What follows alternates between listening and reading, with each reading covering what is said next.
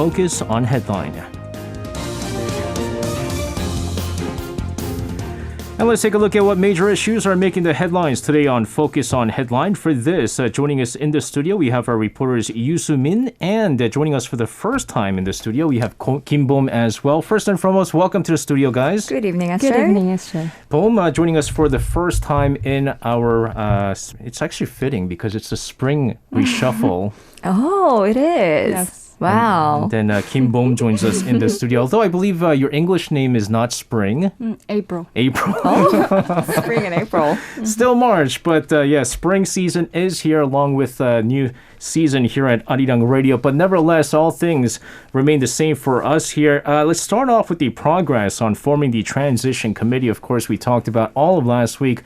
We are set to have a new administration in the Yoon Suk-yeol administration come May 10th. Now, first step to take over the administration, setting the agenda for the next 5 years. Now, organizational charts was released earlier in the day. Sumin, you have more on this. Right. So just a day after President-elect Yoon Suk-yeol named An Chol-soo, his candidacy merger partner, as the chief of this transition committee, he released the organization chart of the Presidential Transition Committee. Well, it consists of 7 standing subcommittees and 1 committee and 2 special committees. Well, in addition to the 3 special committees on national unity, balanced development, and the COVID-19 pandemic. Well, unlike the 2012 Park Geun-hye Presidential Transition Committee, words like women or unification were not included in the names of the 7 subcommittees. So Yoon's team is comprised of 7 standing subcommittees. Those are planning and coordination, political affairs, diplomatic unification, security, administration, economy, social education, and culture. So the transition committee of Yoon Suk-yeol appears to have advocated a slim transition committee, which is similar to that of President Lee Myung-bak's back in 2007. Well, analysts say that the fact that a large number of elected officials were close aides of Lee Myung-bak, including elected chief of staff Chang Jae-won, elected spokeswomen, Kim Eun-hye, lawmaker Kwon Sung-dong, and former vice minister of foreign affairs Kim Sung-han. So this seems to have affected Yoon's choice of personnel. Yeah, again, we are looking at those that were probably the closest to Yoon Suk-yeol during the campaign, and so we're looking at quite a bit of different names that we are, of course, going to get used to come 2 months from now. But Yoon also established 3 special committees to address the nation's pressing tasks. So, Sumi, can you tell us what those are? Sure. So, former president-elects manifested the government's top priorities, their vision through a special committee within the transition committee. So, the special committee usually survives even after the new president is inaugurated, and it deals with the government's long-term tasks. So Yoon's transition team picked national unity, balanced development, and the COVID-19 pandemic as the nation's 3 most pressing tasks. So National Integration Committee is aimed at achieving genuine national integration across different regions, classes, and generations. The COVID-19 Emergency Response Special Committee will be in charge of fulfilling President-elect Yoon's pledge, like providing 10 million won to small business owners, and also it will be in charge of dealing with the comprehensive handling of compensations and future quarantine policies. And of course, Chairman An Chol-soo will serve as the chairman of this COVID-19 Response Special Committee, as he is an expert in quarantine and medical care. Now, earlier in 2012, the elected Park Geun-hye, former president, cited national integration and youth issues as a priority, and she established 2 related special committees within her presidential transition committee. And also another noticeable characteristic of Yoon's transition team is the establishment of planning and coordination committee within the transition committee. So it will be in charge of implementing his presidential election pledges, and this is to better and efficiently push for his previous campaign pledges.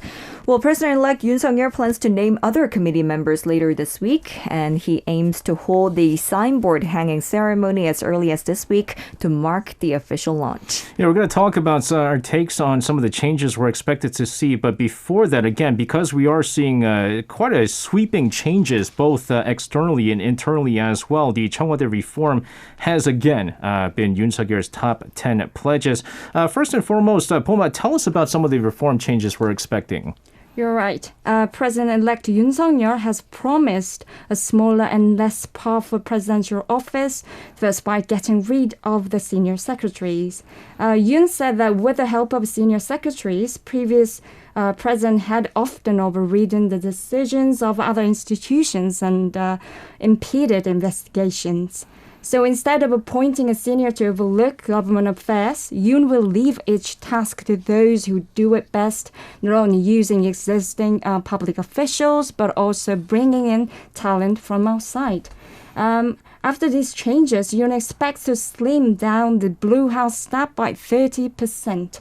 And the current 청와대 sits atop a hill between Gyeongbokgung Palace and the Pugaksan Mountain. Yoon has criticized this location for cutting off communication with the public and denounced 청와대 for dominating ministries and monopolizing power based on the imperial presidential system. So instead, Yoon is looking to relocate the presidential office to the Seoul government complex in Gwanghwamun, promising to transform the presidential office into a place where the nation's top government official had and the global talent work together.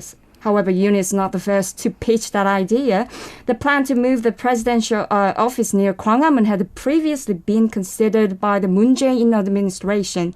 Moon had started working on it 9 months after he was elected in 2017, but the plan was dropped after 1 year because of several problems. For example, the presidential office had moved to Gwanghwamun if it would have been exposed to other office building in the busy urban areas, creating a major headache for his security team. So the same problems like this, including security and cost problems, exist. Yeah, it's quite an interesting idea set forth by the Newman administration because we're so used to seeing where the 청와대 is, right? I mean, for example, like if you were to say like over in Washington, D.C., although I have to say the White House is kind of located in the busy streets and the busy area, it's a little bit different with the 청와대. But guys, I mean, we're so used to seeing the 청와대 located where it is right now, quite isolated again for a number of security reasons. But what are your thoughts on relocating the 청와대? Start off with you, Sumin. Well, have you ever been to the Seoul government complex in Gwanghwamun? I've driven by there. Oh, really? Yeah. I actually I regularly went to the Seoul government complex. Wait, because regularly went there? Yeah, because I was in charge of covering the Ministry of Diplomacy and Unification Ministry 5 years ago because I was an intern for the Associated Press. Oh, I thought you were in the subcommittee for the Oh, UNCAP no, here. I was not. I was in charge of covering the reporting. So it had a lot of open spaces. Well, police were stationed around the office, but it did lack some security compared to 청와대. And 청와대 is, equipped with all the necessary means and facilities, infrastructures to hold those closed-door meetings. And other than his office space, government complex does not have, like the underground bunker in case of national emergencies. And the Gwanghwamun complex also does not have the likes of Yeongbing관, which is where all the luncheon and official events are held. And the main hall, they do not have that. So these infrastructures could not be found near the Gwanghwamun area because it's such a busy, bustling urban district. So I think President-elect Yoon Suk-yeol will set up his office in Gwanghwamun. I think he will do that. But in terms of really finding suitable places to replace those necessary infrastructures and facilities, I do think it will be an difficult task for him, just like President Moon Jae-in was not able to do that. Yeah, again, there's a number of reasons why. It's not a bad idea. We could understand why they want to get closer to, of course, where everything is working, right? Instead of being kind of isolated with all the other government officials and so forth. But Pom, what about yourself? What are your thoughts about this potential move to the Gwanghwamun for the 청와대? Well, I like the idea of relocating 청와대 in order to communicate with the public, but it won't be easy for him to do so, as the moves is expected to face challenges. As Sumi mentioned, the previous administration had also made the same promise but did not follow through. So we'll see how this will pan out. Yeah, again, I mean, there's a number of reasons why, right? I mean, there are certain pledges, there are certain things that they want to kind of do before the administration begins. I mean, we see this with all the administrations out there. And, some people might be going, oh, you promised this, you promised that. The reality is you just can't go with all the plans that are put forth. So, again, it might happen. We don't know just yet. And so this is one of those major changes we might see with the new administration. But also on the economic front, incoming President Yoon Suk-yeol pledging private-led growth and vowing to resolve pending economic issues. Assuming you have more on this. Yeah, so President-elect Yoon Suk-yeol is seen to be more market-friendly than outgoing President Moon Jae-in, and he has previously pledged to create so-called private sector-led growth. So this could easily be seen in his previous remarks, because he said, by shifting the focus of our economy toward private sector rather than being government-led, we will create more jobs and strengthen our middle class. So this obviously signals a change from the liberal President Moon Jae-in seeking a smaller government.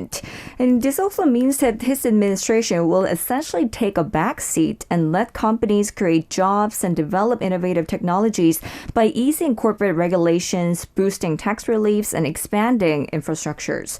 But as most of the small government does, Yoon did say that the government will intervene in areas where help is needed. For example, his previous pledge of drawing up a supplementary budget of around $40 billion as a form of providing relief funds to the small business owners.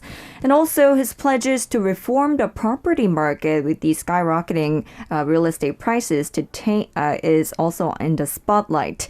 So during his 5 years in the office, he promises to supply the market with a total of around 2.5 million homes nationwide, mainly by reconstructing these old buildings. Well, he did not disclose specific plans to increase taxes, but with this hefty amount of support, and so they would need some physical rules within the 1 year of his inauguration to keep the rising government debts in check.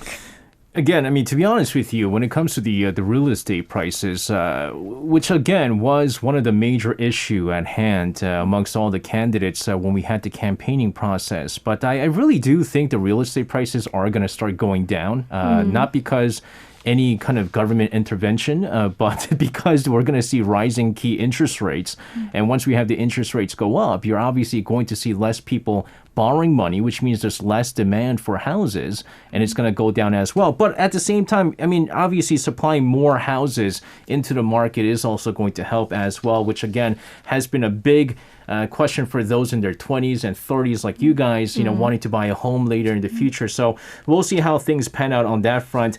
We're going to move on to some diplomacy and national security front this time. South Korean and U.S. intelligence authorities stating they detected possible indication of an ICBM missile launch. Sumin, you have more on this as well. Yeah, so we're really seeing signs of escalating tensions on the Korean peninsula, with multiple government sources claiming that they have detected signals of an imminent missile launch from North Korea. So South Korea and the United States have detected signs that North Korea is preparing to conduct another intercontinental ballistic missile system test, potentially as early as this week or even within the next 1 or 2 days. Well, Seoul and Washington have both argued from last week that Pyongyang has tested a new ICBM system during the latest 2 missile launches, which North Korea has characterized as reconnaissance satellite development tests. Well, South Korean and U.S. authorities, though, believe that they involved the Hwasong-17 ICBM, which was previously unveiled during a military parade back in October 2020. Well, ever since North Korea hinted at the possibility of lifting the self-imposed moratorium on nuclear and ICBM testings, the regime has actually actually been manifesting this with frequent missile testings carried out this year. Well, weather conditions and some other variables are expected to affect the timing of North Korea's possible missile launch. And while officials in Seoul did not provide a definitive date just yet, reports say that North Korea is preparing for an immediate test launch. Observers are saying that if North Korea goes ahead with a new launch, North Korea could fire a missile from a transporter erector launcher, the TEL system, at the Sunan airfield, which is the site of the two previous tests. And in the earlier test, North Korea fired the missile at a high angle from an airfield and then engineered it to travel on a trajectory of a medium-range ballistic missile. But this time, the experts are saying that they will aim for a higher angle and is likely to maximize the firing range. Well, the South Korean defense officials are informed of such indications. They are bracing for a possible ICBM launch, and the military said it is maintaining a firm readiness posture, with South Korean and U.S. intelligence authorities keeping a close eye out for related developments. But the Joint Chief of Staff still declined to forecast the exact timing. Well, if North Korea does carry out the testing of the new ICBM system, that might change the U.S.'s stance, which left the door open for a dialogue to a more aggressive one. And also, as President-elect Yoon Suk-yeol has maintained a quite hawkish stance on North Korea, observers say that it could really dial up the pace of South Korea-U.S.'s countermeasures against North Korea's potential military aggressions. Yeah, again, I mean, we've been seeing kind of the same trend over the past several decades now. It's been usually when it's the more liberal administration here in South Korea, we saw some, I guess, more peaceful gestures and less movements from North Korea. Whereas if it was the more conservative administration here in South Korea, you have been seeing more of these missile launches, not to mention nuclear weapon testing that we saw, of course, before we started seeing some peace on the Korean Peninsula. But nevertheless, the consensus right now is that once Yoon Suk-yeol takes over the helm over at the Cheongwada, we should be seeing more tensions with North Korea. And we have, of course, been seeing a number of indications that show that North Korea is going the other way here. For example, they've started working to remove South Korean-built facilities at Mount Kumgangsan Resort in its east coast, which of course, was once a symbol of inter-Korean reconciliation. There's also been signs that North Korea seems to be restoring its demolished Punggye-ri nuclear testing tunnels as well. Pom, you have more on this. Well, as you mentioned, according to the government sources, North Korea appears to be working to restore underground tunnels of its purportedly demolished Punggye-ri nuclear test site. The move came as Seoul and Washington are stepping up combined defense amid concerns Pyongyang could engage in provocative acts after its veiled threat in January to lift its self-imposed moratorium on nuclear and intercontinental ballistic missile tests. The North appears to restoring part of the 4 tunnels at the nuclear test site, which the North claimed to have demolished in May 2018 in the presence of international reporters to demonstrate its willingness to denuclearize. Tunnels 3 and 4 could be under restoration, as the North has claimed Tunnel 1, the site of the first nuclear test in 2006, already collapsed, while Tunnel 2 was used for North's next 5 underground nuclear experiments. Seoul officials have presumed it might be difficult to immediately restore Tunnel 1 and 2, but Tunnels 3 and 4 could be usable after restoration work. While the Joint Chiefs of Staff is keeping close tabs on Pyongyang's activities, Seoul's Unification Ministry on Monday once again urged the North to immediately halt actions that go against peace and stability on Korean Peninsula and take a path of dialogue and cooperation. Again, it happened all over what's been a long period of time. I think we could kind of pinpoint to the failed Hanoi summit between former President Donald Trump and North Korean leader Kim Jong-un. All things kind of going downhill from there. Although we have been seeing kind of silence in some ways, just a lack of dialogue, although it had a lot to do with the fact that there was a lot of pandemic situation going on. But now, over the past several months, we have been seeing a lot of activity from the North right now, but especially these days, although they've kind of said, no, it wasn't an ICBM test, it was for satellite testing and so forth. we know that they are kind of shrouding this and saying that it's not an ICBM, but we know it's an ICBM. Now we have activities going on in Punggye-ri tunnels right now. What do you think, guys, is the real reason for North Korea's current behavior that we've been seeing in the span of a couple of months? Let's start off with you, Sumin.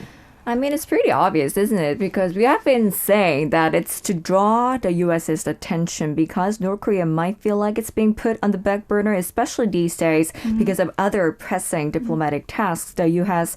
has already has too much on its plate, such as the China issue and the Russia's invasion of Ukraine issue. So it cannot afford to give North Korea extra attention at this point, I guess. And the second reason could be North Korea has resorted to military provocations when South Korea elects the new president, just like SJ had mentioned. And there was this pattern during the transition period. So, for example, during the 2012 presidential election, North Korea conducted its third nuclear test on February 12, 2013, so 13 days before President Park Geun-hye took office.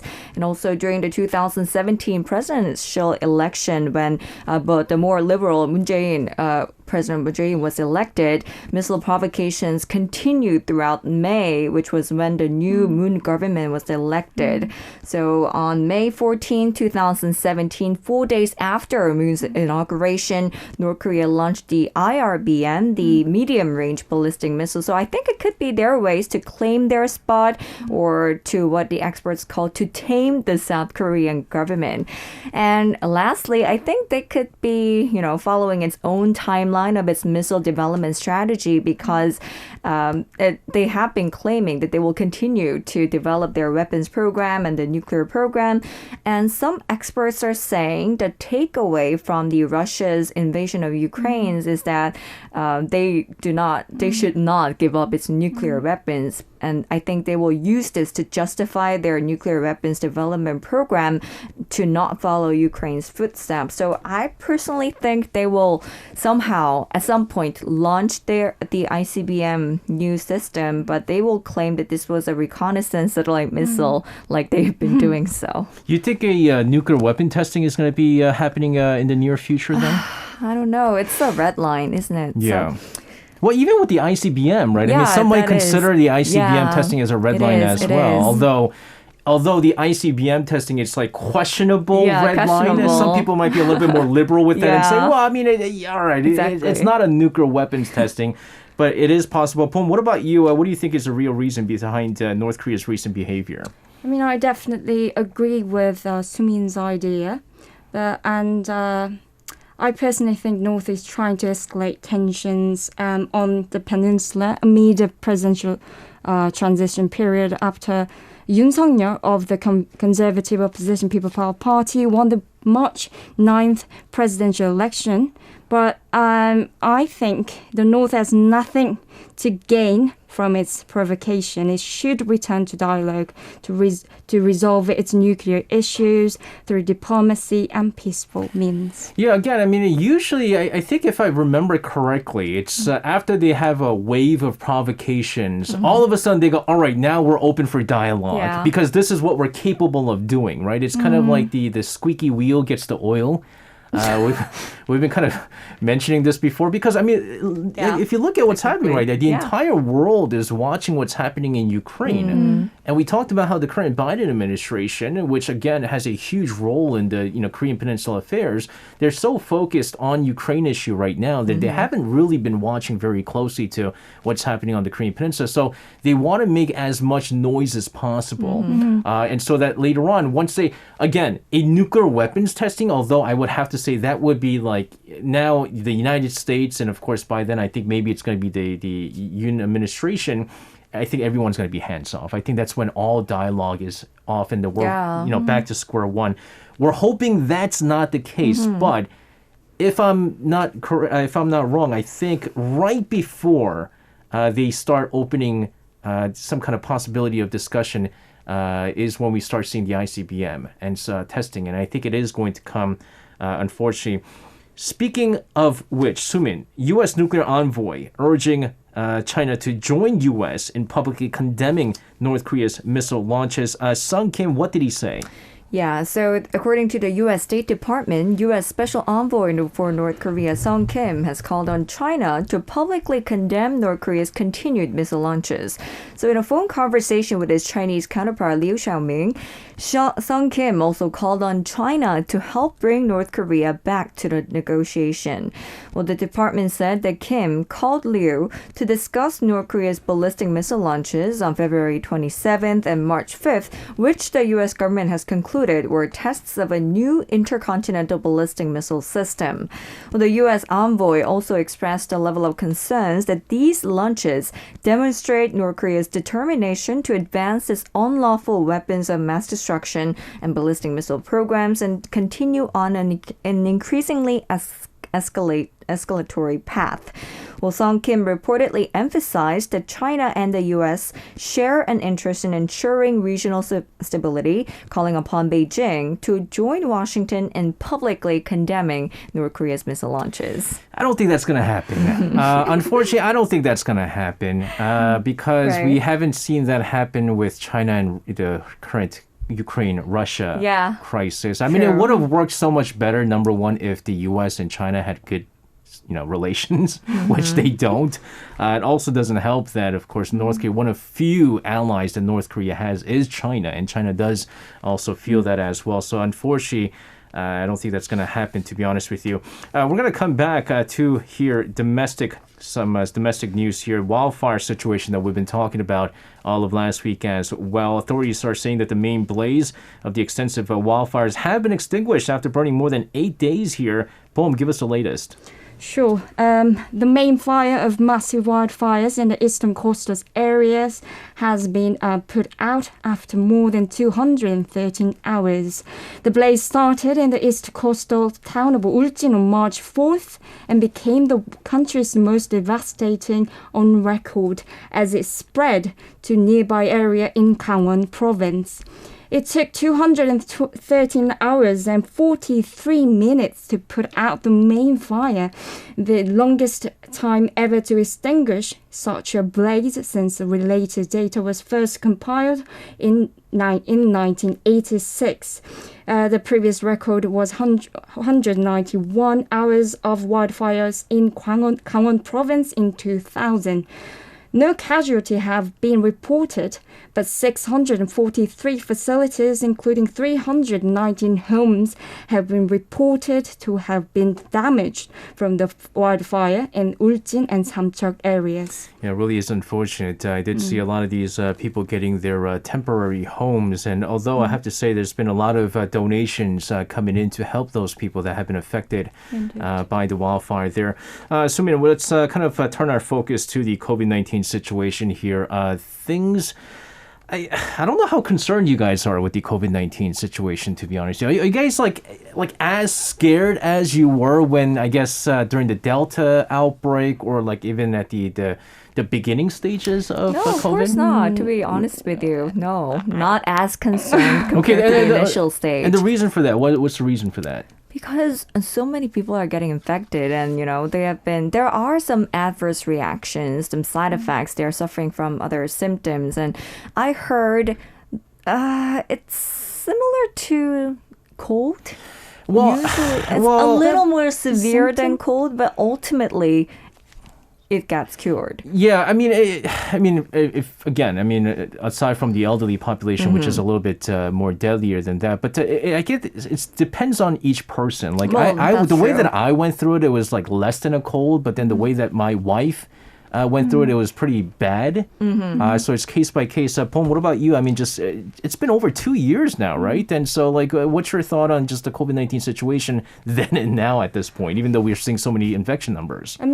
It's less severe than the Delta variant. Yeah. But I'm still scared to be outside, because I see a lot of people, getting infected. Yeah, exactly. I think, some fear is a good thing. We always say that some fear is a good thing and that, we're keeping ourselves in check. But you look at the numbers and we see a lot of our colleagues and a lot of people that we know being infected with COVID-19. Some of us here on Arirang Radio as well.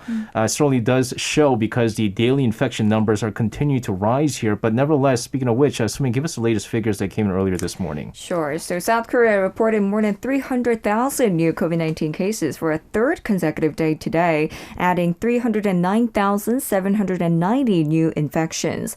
So we're seeing this exponential spike in the sheer size and the number of the COVID-19 patients, with the pace of increase definitely accelerating. It took 13 days to jump from 100,000 to 200,000, and then only 8 days to top 300,000. Well, the government projects the Omicron wave to enter its peak stage this week, with the daily average of infected patients soaring to 280,000 last week. So when the Omicron wave reaches the peak, the daily average could spike to as high as 372,000. That's according to government projections, and around 2,000 critically ill patients could be added. Speaking of, the number of critically ill patients hit another record high today of 1,158, which is up 84 from yesterday. Well, we do have to look into the figures, because by age group, the critically ill patients are being reported not only among the elderly population, but also among the younger population as well. There are 7 people under the age of 10, 18 in their 20s, 23 in their 30s, and 31 in their 40s. This obviously shows the gravity of the situation that we're facing. And also when it comes to the death toll, it came to 10,000, total death toll came to 10,595, which is up 200 from yesterday. And the fatality rate still stands at 0.15%. Well, 74 out of 200 deaths were reported among the unvaccinated population. You know, a lot of people might be saying, well, I mean, we're seeing triple-digit fatalities right now. How come the fatality rate is dipping down so much? Because last year, I think it was something around like 0.84% or something like that. Exactly. But the fact is, there's just so many infections comparatively to the number of infections, and the fatality is still relatively low. But it really does show that even the young people, again, some of our colleagues they're going through some really bad symptoms right now. I can't say it's critically ill patient. They're critically ill patients, but it's pretty bad, which is why, like Pom was saying, she's a little bit scared. I think some fear is good, and that we're going to be still relatively cautious with this. But Pom, with the Omicron surge, the Korean government continues to make some revisions to streamline its responses. We do have several changes. Can you tell us about those? Well, from today, rapid antigen test result conducted by medical professionals at local hospital or clinics will be accepted for official purposes. The decision comes as data showed almost 95% of people who tested positive through a rapid antigen test tested positive with a PCR test as well. Amid a rise in positive tests among children, South Korea will begin vaccinating children aged 5 to 11 at 1,200 designated medical institutions nationwide on the 31st of this month. Reservation begins in just 10 days next Thursday, a week before first shots are given out. And in addition to that, for kids between the age of 12 and 17, booster shots begin Monday. Meanwhile, students and teachers who live with someone who has COVID-19 can still attend school in person starting Monday.